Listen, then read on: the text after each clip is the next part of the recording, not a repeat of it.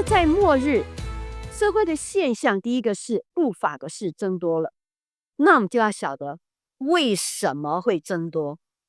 为什么？它一定有一个动力。那什么动力呢？就是第二个，因为人不领受爱真理的心。那在帖撒罗尼迦后书说2章8到12节说，这不法的人来是照撒旦的运动，行各样的异能、神迹和一切虚假的奇事，并且在那沉沦的人身上行各样出于不义的诡诈，因他们不领受爱真理的心，使他们得救。故此，神就给他们一个生发错误的心，叫他们信从虚谎，使一切不信真理、倒喜爱不义的人都被定罪。这边讲到说，到末日有一个不法的人来，他是照着撒旦的力量，在那沉沦的人身上行各样出于不义的诡诈。那为什么这个不法的人他可以有权柄、有能力，可以借着沉沦的人去执行各样出于不义的诡诈呢？因为这些沉沦的人，他们有一个共通的特质，就是不领受爱真理的心。意思就是他们拒绝领受能够使他们灵魂得救的真理，他们抗拒真理，他们不是不知道真理，而是故意不要认识真理。因为他们拒绝可以使他们灵魂得救的真理，所以神就任凭他们对虚谎的真理笃信不疑。因为他们会照着不法的人的逻辑行各样出于不义的诡诈，因此在末后的日子，不法的事就自然增多了。因为他拒绝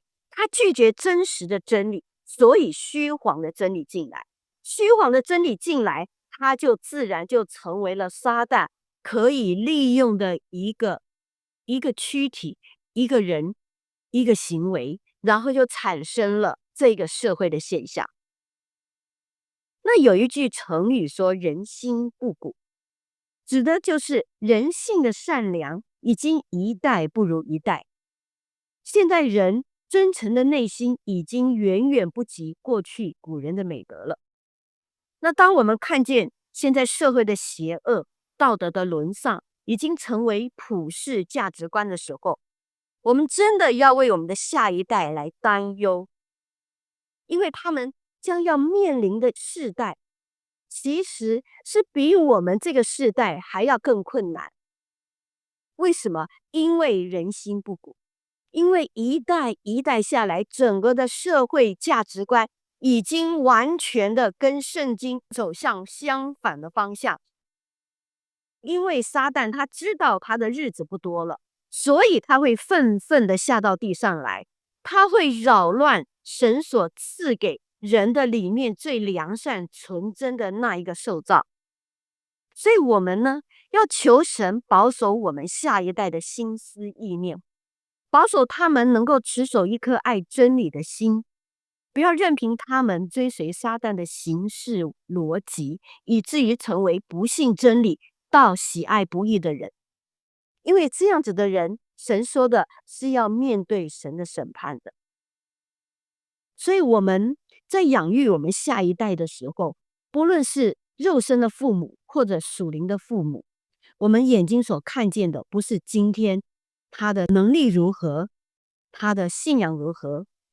我们要更想得更深远，是他未来的世代，他将要如何在那样子的世代当中仍然持守他的信仰。在以色列人进迦南的时候，百姓还遵从约书亚和长老警戒他们的一切话。但是当约书亚跟长老这世代的人都离去的时候，以色列人就怎么样啊？他们就各随己意，爱干嘛干嘛。因为他们没有王在管理他们，所以他们的整个行为就放荡了，以至于神只好用外邦人来管教他们。那今天我们不能够只有看见我们的肉身儿女或属灵的儿女在我们的眼皮底下的生活还 OK。我们要晓得是，当你不在，我不在的时候，他们是不是仍然能够站立在神的话语上面，不随波逐流？因为人不爱真理，所以衍生出来末日的社会现象的第3点呢，就是这些人呢，他们就会变成一个好讥笑的人。彼得后书3章3到4节说，第一要紧的就是要知道末世必有好讥笑的人，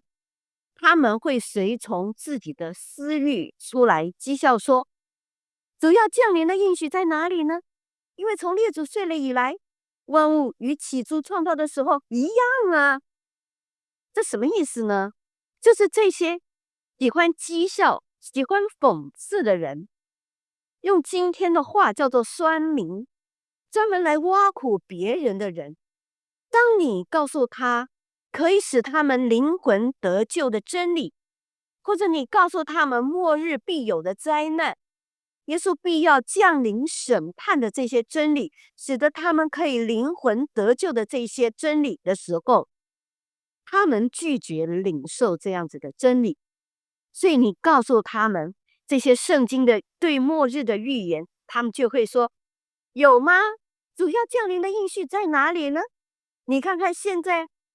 的全世界，现在整个宇宙，那跟宇宙的起初到现在不都一样吗？你们讲耶稣要降临讲多久了？讲2000年了，